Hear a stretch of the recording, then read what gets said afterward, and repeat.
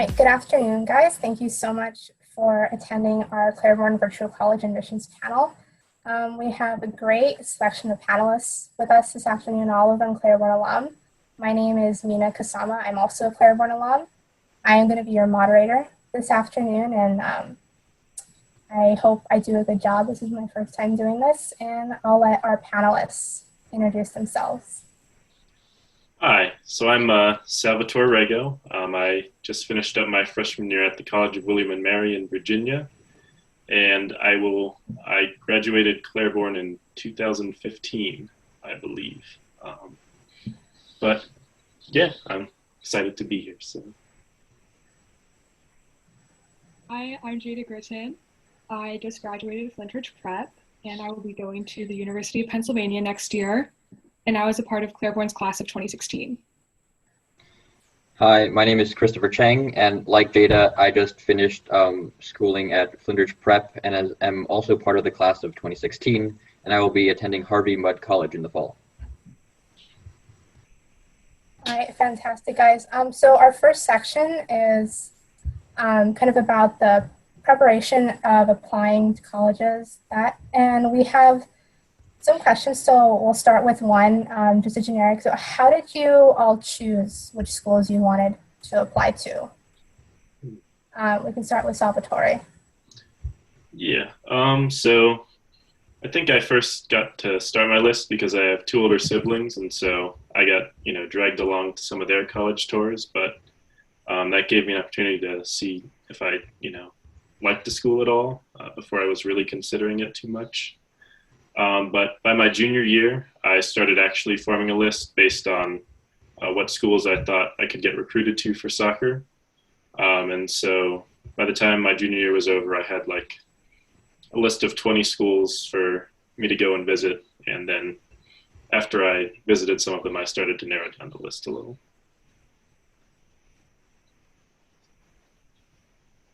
Pretty early on, because I also have siblings. And I started off with just some things. I was just thinking about what requirements I want my college to have. And for me, I knew I wanted to go on the East Coast and then I wanted to be in a city. So that narrowed down my list a bit. And then from there, I started to think about school size, academic rigor, and and like school social scenes and school pride and things like that. And my process was a little different because I was also thinking about playing volleyball in college. So I started looking at schools pretty early on. But by junior year, I had quite a large list of like 17 schools I wanted to apply to, and then I narrowed that down by my senior year.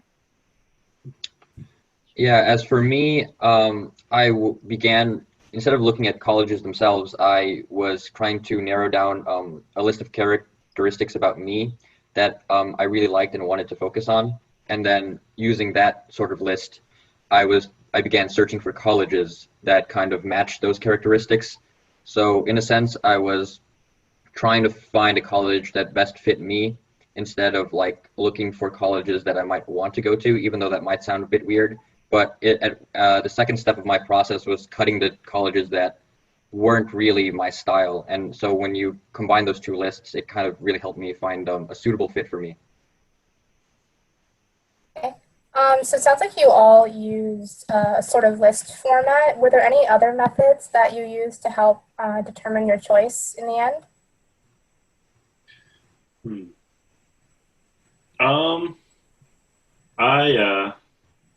In terms of like applying to schools? No, in terms of, you all sounded as though you had a fairly long list when you started prepping. Were there any other methods you used to help you weed through the ones that you really wanted to apply to, the ones that you would have as backups and so forth? For me, visiting was the best way to do that because after like taking a tour of a school or just walking around the campus without a tour guide, I could tell pretty quickly if like I would be happy spending the next 4 years of my life at a school. If like I could see myself fitting there, then it stayed on the list, and if some schools I really couldn't see myself there, and so visiting helped me the most. I think a big factor in deciding on what colleges to even apply to, I think you should take a look at the application essays from either this year, if they're out, or from previous years, and see if they're essays that you would have fun writing. Because I feel like if you have no enjoyment in doing their essays, that school itself is probably not a good fit for you. For example, U Chicago is well known for its very weird essays. I think one year that they had an essay prompt that was just find X. And that might turn off some people who really want like structure, but it might encourage people who are more creative and quirky. So I think taking a look at those essays can also help you try to navigate through colleges. Yeah, I talk to current students at schools and ask them tough questions of what's the environment like, what's your typical day-to-day, and that helped me as well. All right, great. So in terms of your shortlist, junior year, senior year is coming, it's time to apply. How many schools did you have on your shortlist? Because I know some people applied to a lot, some people only chose, a few. So how did you determine that? I, at the time applications rolled around, only planned on applying to 8 or 9 different schools, I think. But since I applied early decision, so I found out early I only had to apply to 1, luckily. So, yeah.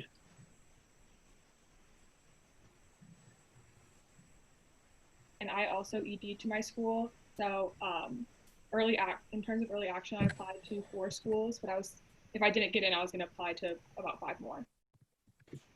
Yeah, in a similar fashion, I think I was only going to really apply to like 6 or 7 schools, and then early decision came around, and so I just waited for that announcement before really getting into like the regular decision essays. So I basically applied to 2 in the end. Before we move on to the next question, I realized I forgot to mention when I introduced myself earlier that our attendees are more than welcome to ask questions in the Q&A section. We're going to have about 5 minutes of Q&A after each section. I apologize about that. So you talked about how you chose your shortlist.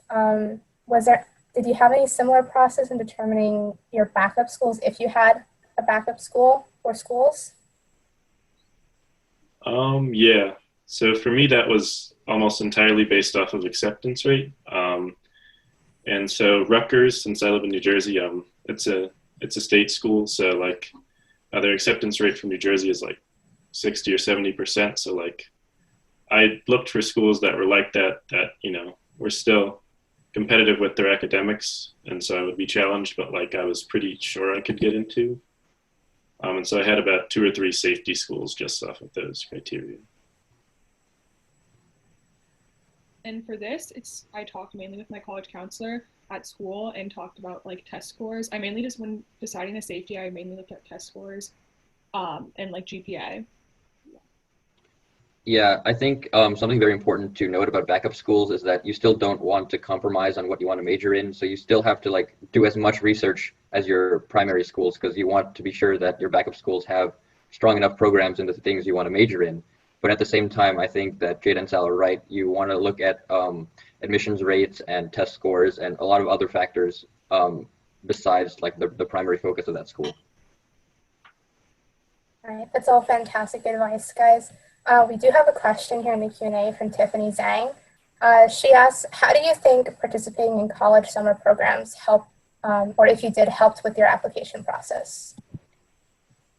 So before I even applied, I think this was my summer between junior and senior year, I actually took a course at Harvey Mudd because I was interested in it. And I think taking a course or whatever program that you do at a school that you're interested in is a very good idea, because not only do you see the level of academic rigor in that school, you also get to see how supportive your classmates are, the community, your interactions with the teachers and such. I think it's a very good opportunity, not only for them to see you, but for you to see them and try to kind of see what you can get out of them and vice versa. I didn't go to any summer programs, so I can't say too much about them, but I'm sure they're helpful. I only did one summer program, but it was at UCLA, and I ended up not even applying. So I think they're helpful, but I don't think they're mandatory. All right, we have one other question before we move on, and it was, Yeah, it's part of the prep process is taking into account some people's opinions, especially your family in terms of schools. So did you guys have to navigate any family pressure or familial considerations into what schools you chose? I didn't have too much family pressure just because the school that I was really interested in happened to be the one that my family wanted me to go to as well. But I think that you should definitely take your family's advice into account, except, I wouldn't take it as law because at the end of the day, like, they're the ones paying for your education, or they might be, or, but they're backing you either way. So you definitely should consider what they're trying to get you to look at, but also you're the one who's going to be going to the school for 4 years or longer. So I think your opinion should mean a little bit more to you than your family's.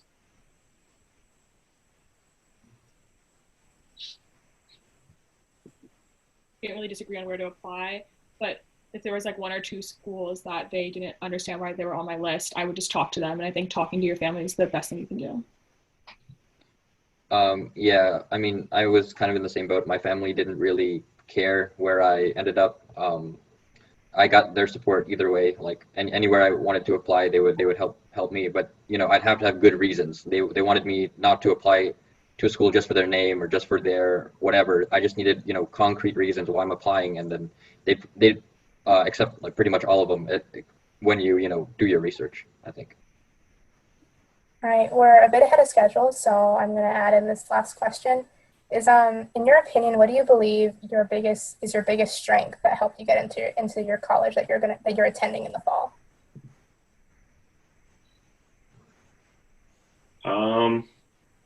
I would say my sense of humor helped me a lot because I really got to show that in my essays, which I think helps make them stand out a little bit, and also in my interview. And all the interviews I did, I tried to have the interviewer like laughing within the first couple of minutes, and then that kind of makes it easier to do the rest of the interview because that uncomfortable wall is kind of broken early on. So I think that's probably the biggest strength that helped me. How did you show your sense of humor, Sal? That's an interesting question. So a lot of the times people would give me opportunities to do so. Like for my William and Mary interview, the interviewer, she said she found poop jokes funny. And so I was like, okay, I can work with that. And so my essays were similarly based on that. So.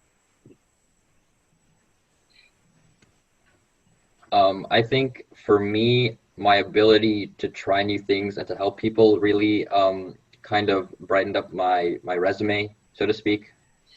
Just because you get to try a lot of things, even if you don't continue with them, you can like list them. And I feel like the first few years of high school, you should be trying a lot of new things so that you can, find your interests. But when you're going to like junior, senior year in high school, you should really hunker down and focus on the things that you want to do. And for example, I managed volleyball and basketball at Flinders Prep for close to 3 years now. And it's not something that you would, normally think of. But because I tried it out sophomore year and I really found it fun, I just continued it. And it was such a great experience hanging out with the girls and the team and just being at every game that it gave me ample opportunity to boast about it in essays and also in interviews. My essays, I really try to talk about like my determination and that if I set my mind to something, I'm going to do it. And I think that really helped me get into the schools that I did get into. And that was like the main point of my essay. All right, that's great, guys. We're going to move on to more in detail about the actual application process and everything that goes into that. Again, there's another short Q&A section at the end, so please send in your questions. As you can tell, the panelists are all happy to give their advice. We all want to help everyone succeed. So I'm going to start with, when did you start preparing for the SAT or the ACT? How important do you think they are, especially given how recently a lot of schools are simply doing away with the standardized tests in the age of COVID? I did not prepare very much for the SAT and the ACT. I took like a brief prep course for probably 2 weeks, and it was like an hour every other day at some like hole in the wall place that didn't help me too much. But I think taking the practice SATs really helped me a lot, because it's a long time to stay focused on one test. And so I think that was pretty important. But in terms of how important schools find the ACTs and the SATs, I think they're, at least for 2 years ago when I applied, they were pretty well valued, because, you know, you might have all the other requirements for a school, but that could be something that makes them reconsider your application. So I would definitely take the time to try to do well on those.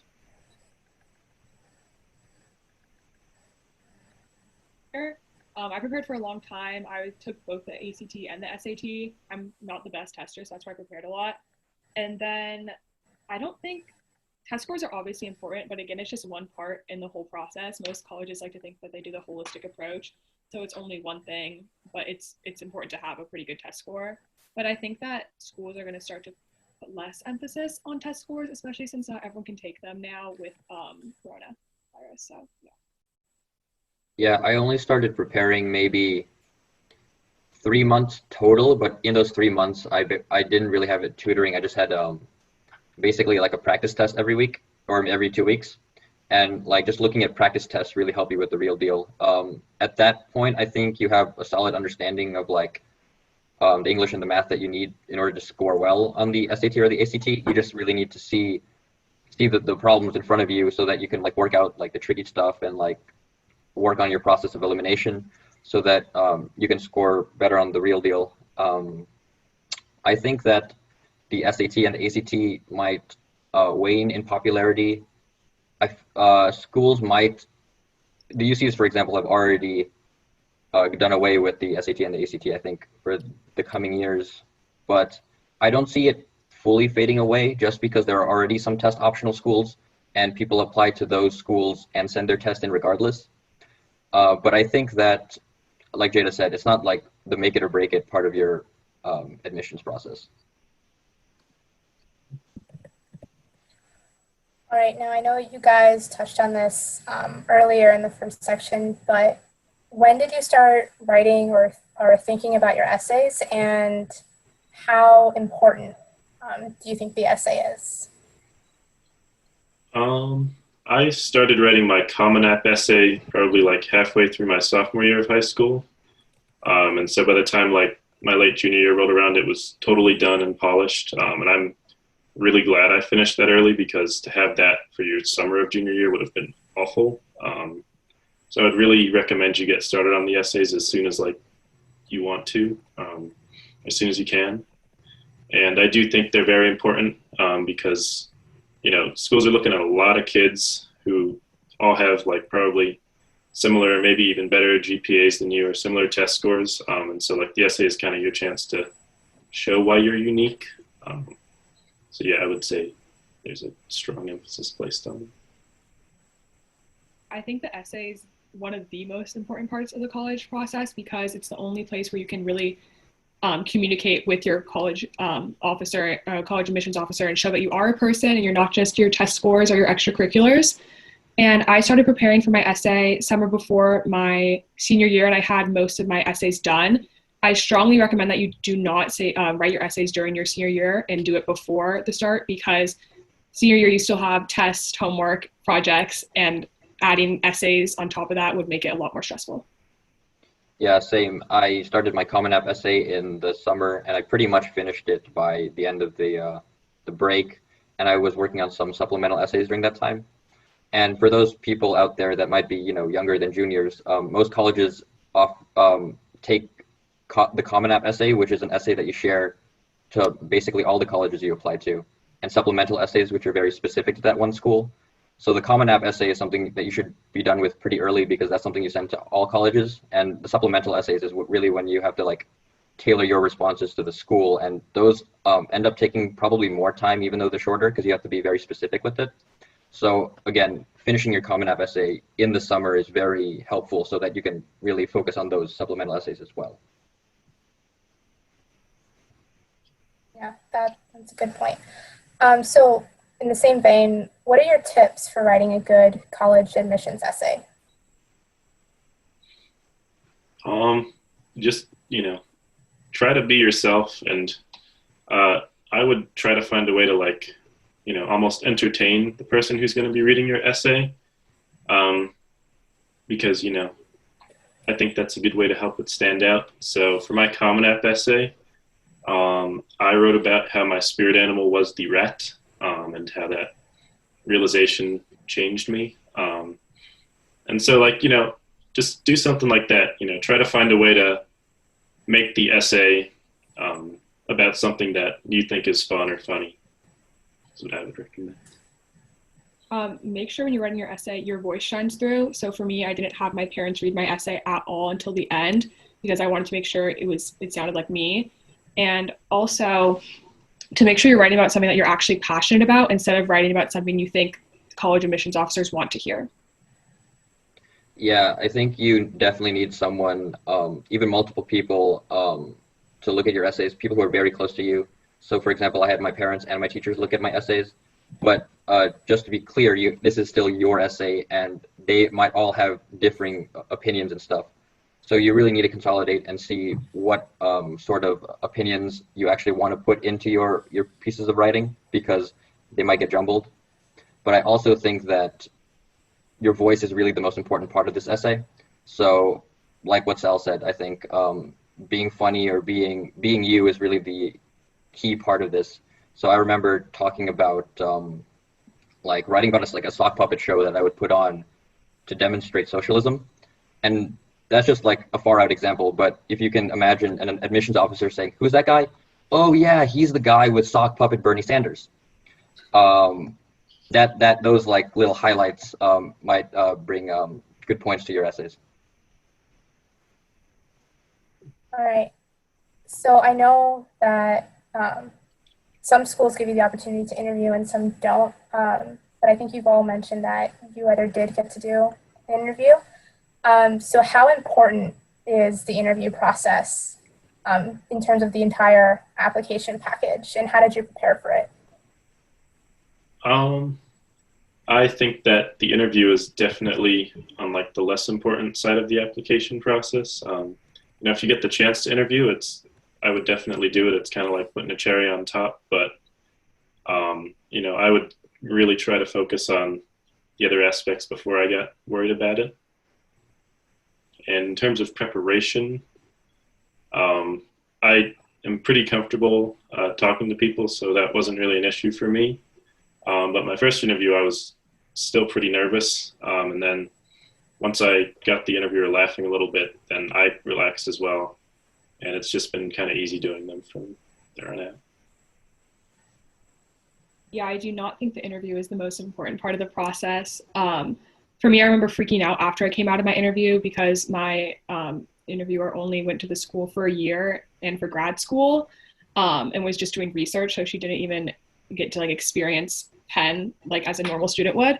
And so for me, I think everyone just has their own experience with the interview process. I don't think it's that important, but to prepare for it, I just looked up some questions, some YouTube questions about what's the most common interview questions you can have. I prepared for them probably like a week at most in advance, and I just practiced with my parents. Yeah, I think the interview is an important part of the process, not because they get to see you, but because you get to go visit the campus and you can talk to a faculty member or an alum or a student or whoever is interviewing you.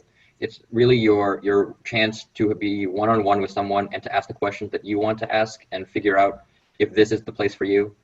A lot of people spin the interview as like them looking at you and trying to critique you, but I think it's really important to take that opportunity and learn more about the school itself.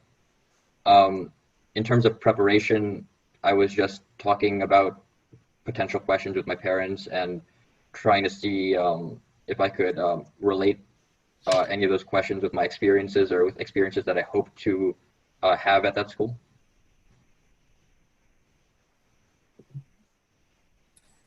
All right, and then I guess overall, did any of you enlist the help of any college prep services for either the SAT and the ACT, or just for the application, or both? My school, we had a college counselor, so I went to see her a bunch. Also, it was required that you meet with them a couple of times, but I went to see her, extra times on top of that, just because, they know the application process really well, and so talking to her helped me a lot. And in terms of one-on-one ACT and SAT prep, I briefly did it, but it wasn't the best thing for me. But I think it would help, a lot of people. It just depends on how you learn. For me, I did SAT and ACT prep, and then the college officers at my school, they're really good. So I just went into them and talked to them a lot, like sometimes more than once a week. So yeah. Yeah, as I think I mentioned before, the SAT, ACT prep is less important than taking actual practice tests. So I would really stress that if you're ever going to focus on test prep. And I think what's really important is that, again, you find those people that you're comfortable with and talk to them about your essays and and say what points that you want to make, and if those points come through or not. You don't really need a college counselor, although Flinders Prep does have their college counseling office and they're great. You really need those people that are willing to sit with you and help you with those. Right, we have I think Jada mentioned this earlier, but what kind of advice can you give students who aren't especially good testers, who don't test well with standardized testing? Should they worry, or are there resources out there for them? For me, I just took practice tests a lot, because the SAT, ACT, they're more about strategies on how to take the test, not necessarily what's on the test. So I just took a lot of the practice tests and made sure I just understood what they were trying. Like I took so many practice tests where I started to understand, oh, this is a trap answer. Oh, they want me to choose that, so I cross it off. And I think becoming really familiar with the test is the best thing that you can do. Yeah, I think if you're not an exceptional test taker, it's really important that you work on the other sections harder. Like, you try to really make a good impression on your interview. You make the best essays you can write, because again, testing is not the make it or break it. It is nice if you get a higher score, but obviously a person with a perfect ACT score who wrote 2 words on their essays is not going to be looked at. So you really need to focus on all aspects rather than just the tests. Yeah, I agree with both, with what both Jada and Chris were saying. If you really are struggling with getting a good score, then maybe it'd be better to take that time to strengthen the other parts of your application that cater to your strengths better. But yeah, or you could just really prepare for the test and power through it. But All right, we have a couple questions for the end of this section. I think all of you toured the schools that you're going to. So in terms of when you looked at the school on the website and when you went to visit the school itself, were there any differences that you noted? And how important, to reiterate, how important was the on-site visit for you? I thought the on-site visits were very important. I think that every college's website is meant to show their very best qualities, because you're only getting to see a little picture of them, and touring can kind of give you a little bit more insight into what they're actually like. So I do think that's pretty important in deciding which schools you like. But yeah, I think websites are great and they can be a helpful resource, but also I would advise you to take them with a grain of salt, because it's literally kind of just like a pitch of the school. They're trying to sell themselves to you. So I definitely agree with that. But touring in person did help me cross a few schools off my list. And when you look at the website, again, it's just the best pictures possible. So sometimes what I would do is I would look up YouTube day in the life of a blank student, and that helped me try to see what their day-to-day life is and actually look at the school without the filters of what college websites put on them. So yeah. Yeah, I think some websites, most websites kind of just reiterate the same thing over and over again. They highlight the school, obviously, but there are only so many ways you can highlight a school through a website that they all kind of start sounding the same. So it is really important to tour. even interview just so that you can really interact with that community. Because like Jada said, there's certainly some schools that I visited with high hopes, and it just didn't feel right for me. Likewise, when I toured Harvey Mudd, I really liked it, and I knew that I wanted to go there because of the community, because of the people there, their facilities and stuff like that. So it's really important that you tour, I think. Right, we have another question. You guys have talked about all the prep work you did. You did a lot of prep work, from essays to interviews to tests. Either outside of the testing or in terms of the interview, were there any areas of prep that you wished you'd focused more on when it came time to apply or interview?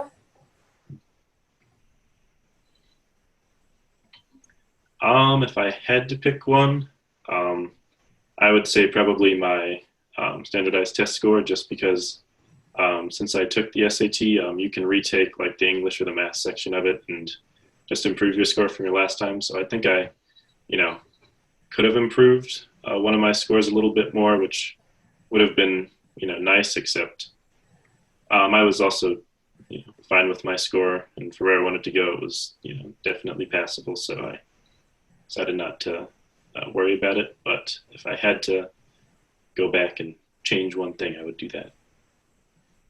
If I had to change one thing or prep more for one thing, would probably be the SAT subject test. It's just another form of, it's just like an extra test that you can take, and they're always at the end of the school year, and I always just, it's out of my mind, so I never prepared for them. But my school didn't require them. One of the schools on my list that I was going to apply to, my test scores, my SAT subject test scores were just not up to par. So if I would probably test more on that. I think an area that I could have done better was foresight.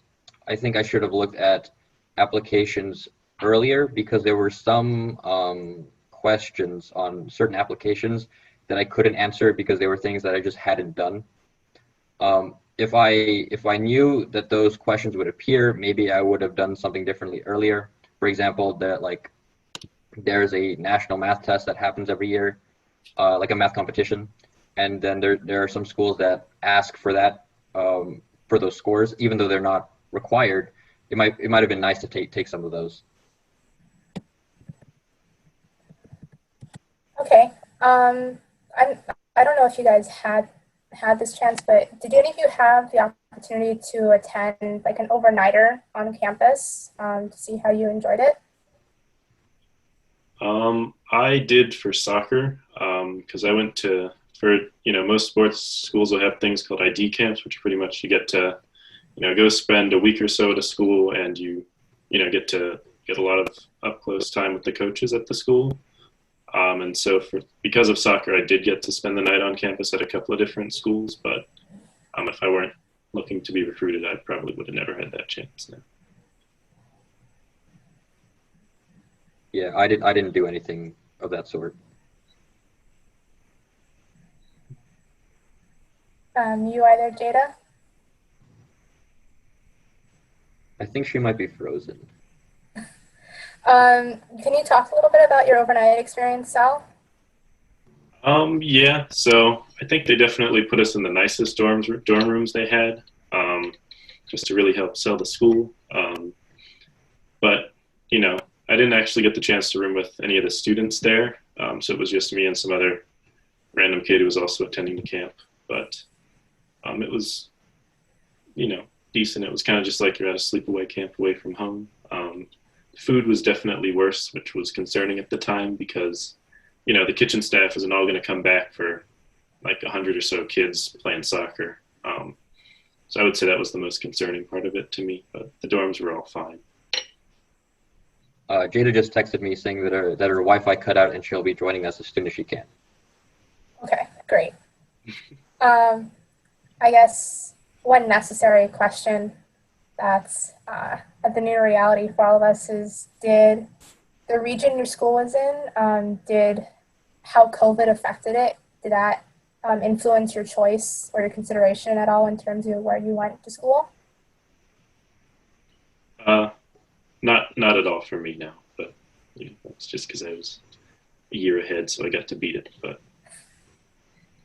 Yeah, I think the majority of the deadlines for college admissions this year happened before quarantine happened. So COVID didn't, I think, really play a part in any decisions for the most part in I think all areas. Right, and then outside of academics, or academic consideration in the schools you chose, um, were there any extracurriculars that really drew you to the school, like intramural sports, clubs, things that were important to you to have in a school?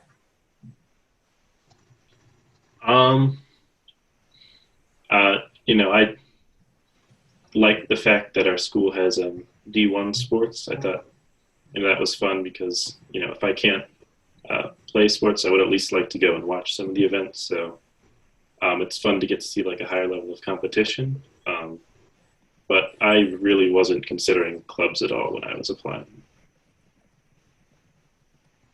Yeah, I mainly looked at academic facilities um, for the first round of application, like first round of college searching, and then I really had to look at the community and see like what they had to offer and like how supportive they were. I think those were my two uh, crucial like points. So anything outside of that wasn't really on my radar. I looked at some clubs just to write about it in my Y College X essay. So I looked at some clubs, but most schools kind of have all the same clubs, so that didn't really affect my decision. And I also looked at like sports, and I liked how like my school has some school spirit, so that's what I looked at. Um, so do you guys have any idea what you wanted to major in when you were applying to schools, and did that influence your decision in choosing the schools you applied to? Yeah, so when I was a senior in high school, I was pretty sure that I was going to major in physics. And so I would have been like fine with declaring before I even got to school. But thankfully, like the top schools on my list all had strong physics programs, coincidentally. But I would say, the majority of kids have no idea what they want to major in when they're going to school. So if you don't know, I wouldn't worry about it too much, and just try to find something that you really like when you're at school. But yeah. I had no idea. I still have no idea what I want to major in. I'm thinking between economics and political science. So I didn't really consider majors when applying to schools because I knew all the schools that I was applying to would have those two majors.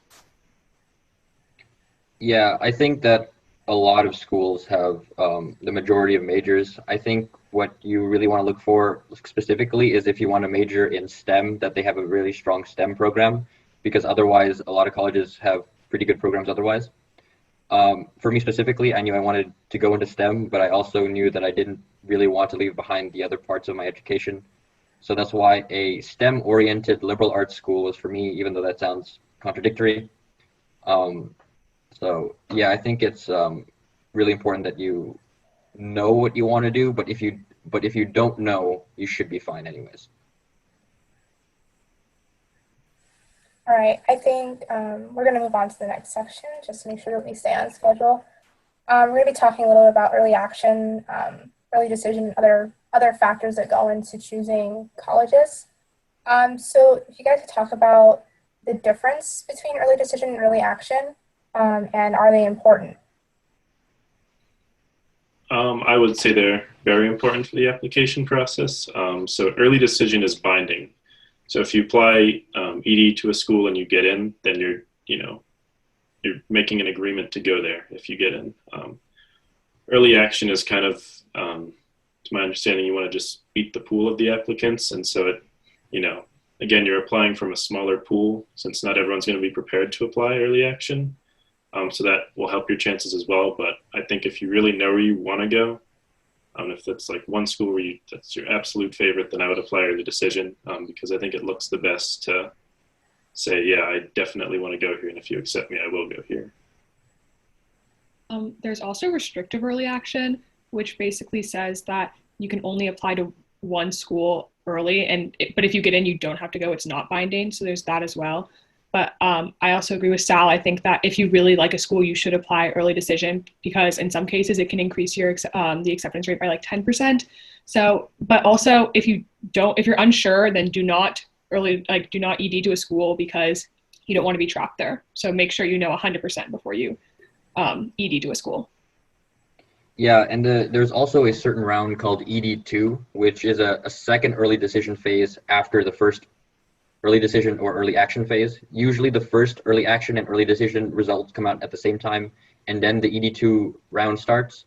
And that's just so that some schools know that, if you so happen to not get into any of your ED1 or EA schools, you still have an ED2 option that will help you beat out some of your competitors by applying early.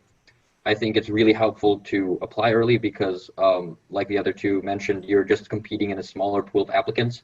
And if you're waiting later, those schools have already accepted people from the early round, so they're getting like even more full. So it's probably in your best interest to apply early action to schools that you want, and early decision to like the top school that you're sure you want to go to. All right, that's good stuff to know. In high school, I'm sure money is always a consideration when applying to schools. So did you guys do anything in high school to kind of tailor yourselves in advance to applying, or to make yourself, to make yourselves look good for scholarship consideration, or for when or if you applied to scholarships? I personally did not, since I knew when I applied early decision to William & Mary that I wouldn't be playing soccer there, so I couldn't be considered for athletic scholarships, which would have been my, main form of financial relief for that. And in terms of academics, I had fine grades, but I don't think I had the grades to really earn an academic scholarship either, so I didn't really worry about it too much. Also didn't apply to any scholarships. I was thinking about playing volleyball, but the league that my school is in, they don't give scholarships for sports, and I'm not playing volleyball anyway. And then my academics, I knew they were strong enough to get me into the school, but I knew that they were nowhere near where they needed to be to get me an academic scholarship. Yeah, so I didn't prepare myself to apply to any scholarships that the school offers or anything, but if you're at the position where you're already applying to the school and applying for a scholarship doesn't hurt you, it doesn't hurt to try, because there's always that chance that you get it, and that's always a big bonus. I think the only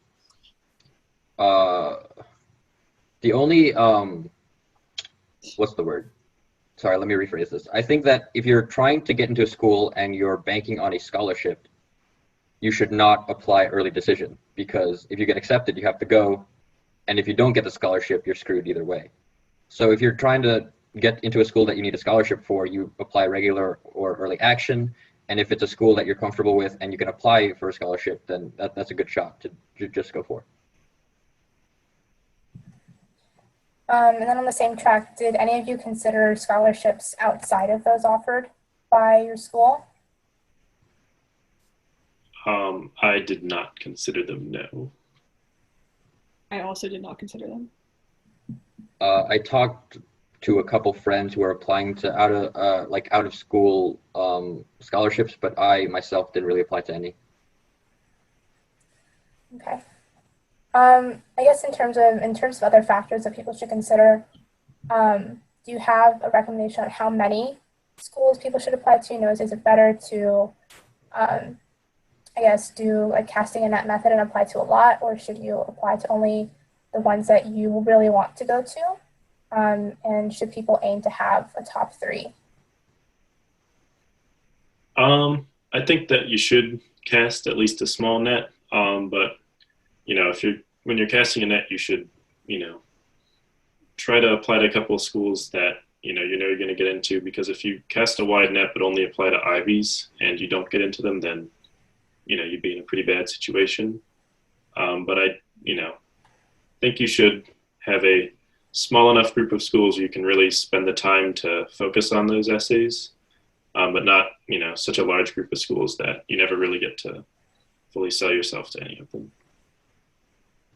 Yeah, I recommend applying to 8 to 10 schools. For our school, it works with having like 3 to 4 reaches, 4 target schools, and then 2 safeties.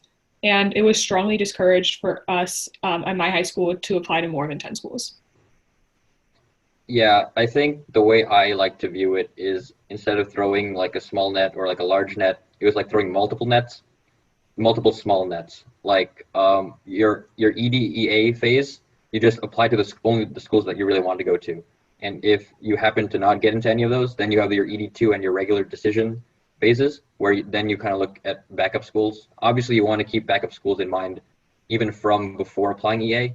It's just that there's no harm in applying to all your reach schools ED or EA, and then like reserving like the backups for regular decision. All right. I don't know if any of you consider this, but in terms of I know going abroad is an option that almost all schools give. So were study abroad programs at all part of your consideration in terms of what school you chose? Not at all for me. I was happy to just like go to my school for 4 years, but the fact that they also have study abroad programs, I think is cool, and like hopefully something I can take advantage of when we're out of this trying time. But yeah, I really wouldn't focus too much on the study abroad programs your school has, unless like that really helps your major. I would just focus more on the school itself. I did not consider study abroad programs, especially since all my schools I applied to had study abroad programs. So if I picked one school over the other, it wasn't like I was missing out on a study abroad program. So I did not consider it when applying. Yeah, I think the study abroad program that schools offer is something that you should take into consideration, but not something that you should like wholeheartedly apply to just because they have a study abroad program. I think it's just another resource like any of the other facilities that the school offers, and it's just something that you have to balance. If you want it, okay, but if that college doesn't have X amount of things that you really need, is it worth it to apply? Probably not. So it is just a balancing act of things that you want, and especially if you're a person who really does want to go study abroad.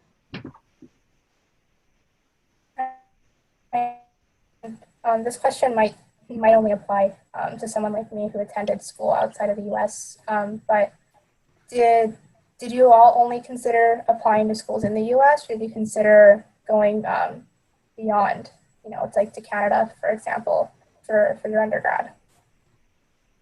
I actually was thinking about one school outside the U.S. My sister, she went to the University of St. Andrews in Scotland. And so because I got to see it a lot, and because I know they have a very strong physics program, I was considering applying there. But in the end, I decided I would rather just apply to schools in the U.S. because, if you are going to go out of the country, it is really kind of a hassle to travel there.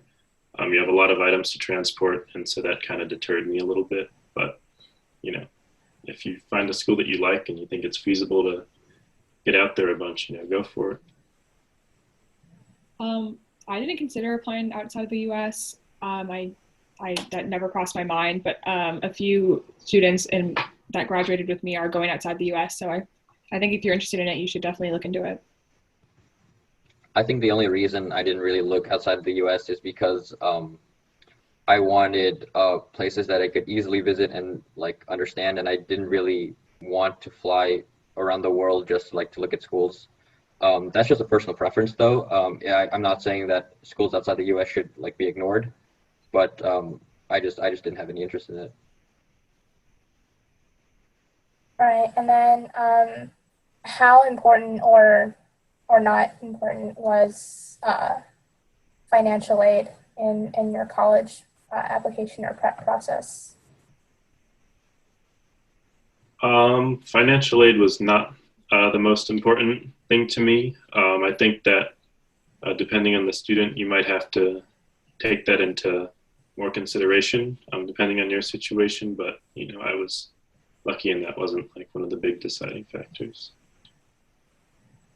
Same with Sal. I recommend talking to your parents before you start applying to college about financial aid, and maybe start looking at cost of colleges to have that conversation with your parents.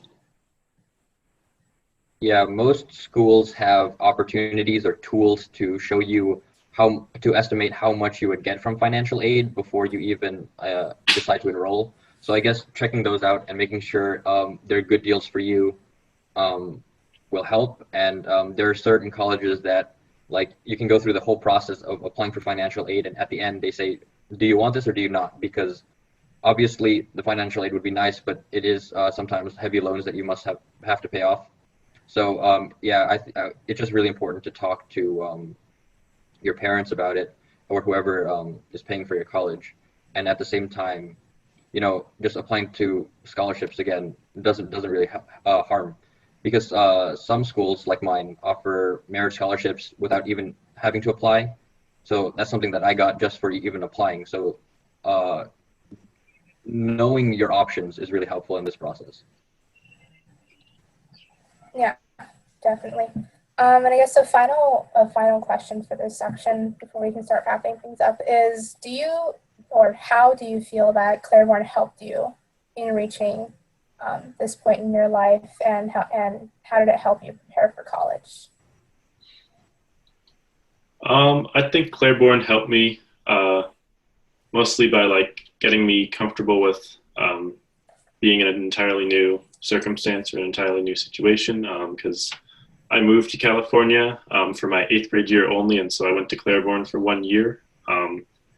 But you know, in that time, I found that it was really different from the East Coast. Like there were so many things I liked about it, and that, you know, I initially was not thrilled about the situation and leaving all my old classmates, but I was really pretty happy with it by the end. So I think it helped me realize that, you know, there's a lot more than just the things that I'm comfortable with. So, yeah. Clairbourn helped me, I think, become a leader, and I carried the skills that Clairbourn taught me into high school, and I still have some of them today. So I think that's the biggest skill Clairbourn taught me. I think Clairbourn helped me in like 2 really distinct ways. Clairbourn really helped me with my efficiency, with my time management. I feel like having all of those different courses in middle school and having to do all the homework for them every day kind of really helped me budget my time, and that helped not only in high school, but with the college application process. And I also think that Clairbourn really does a good job of introducing students to new variables, like how Sal was mentioning, although slightly different. Clairbourn does an extremely good job at offering so many opportunities for students to try out things that people in high school don't even normally have. So you could be part of a sports team, you could be part of the play, and like not be cut from all of these things. And then when you go to high school, you already know what you kind of want to go into or what you want to like. And so Clairbourn really prepared me in those 2 ways. All right, and we only have a few minutes left, so I just have one final question for you guys. What you could give future college applicants or college, students who are applying to college right now, 3 pieces of advice that you'd like them to take with them into their application process? Alrighty. So for my first piece of advice, I would say really just be yourself. You know, I think that with the amount of essays that the college admissions counselors read, like they can smell BS a mile away. So like really just be yourself on the essays, and, you know, find a way to make them see something interesting about you. For my second piece of advice, I would really advise you to relax. Which isn't to say like be lackadaisical in your effort at all, but, you know, at the end of the day, you are going to go to a college. It might not be your favorite college, but in the end, I think it's like you're going to end up where you belong, and so I think you really will be happy wherever you go. And for my third piece of advice, try to enjoy it, because you're picking where you're going to spend the next 4 years of your life. So really find somewhere that resonates with you and somewhere where you're going to be happy. My first piece of advice involves the family. Try to have one place in your house or somewhere in your car or something where you don't talk about college, because college can really take over the entire conversation. So I recommend that. And then next piece of advice is try not to preoccupy yourself with what other people are doing, because everyone's journey is different. And so just know that what you're doing may be different from your friend, and that's going to be completely okay. And lastly, like Sal said, be yourself. Try to make your voice shine through, and try to make your application represent who you are. Yeah, I think not stretching yourself to whatever school's mold is a good piece of advice. You want to be you and apply to the schools that fit you rather than, trying to fit yourself into some other person's shoes and try to apply to a school that sounds nice but isn't really for you. I think having some sort of planner or a schedule keeper is really important because there are so many deadlines between early action, early decision to the regular round, financial aid and scholarships and all of those sorts of things. You really need to keep them on track and be able to budget your time to do these things in advance and not the night before. And I think my third piece of advice is to find those people that you really trust and talk to them about your essays, about your interviews, about your tours, and really get their opinions and advice while also having them help you really show your voice through the things that you're submitting. Right, that's all great advice, guys. I just want to let our attendees know that they will be receiving a resource sheet and contact info for all our panelists in case they have any questions. Thank you guys, Salvatore, Kristofer, Jada, for your time and for all your very helpful advice. You guys did a great job. And if any of our attendees have questions after, if you come up with any, you're more than welcome to send them to the alumni office at Clairbourn, and they will direct them to our panelists, and they'll be more than happy to answer them for you. But we're going to be signing off now, so thank you for your time, and all of you have a lovely evening.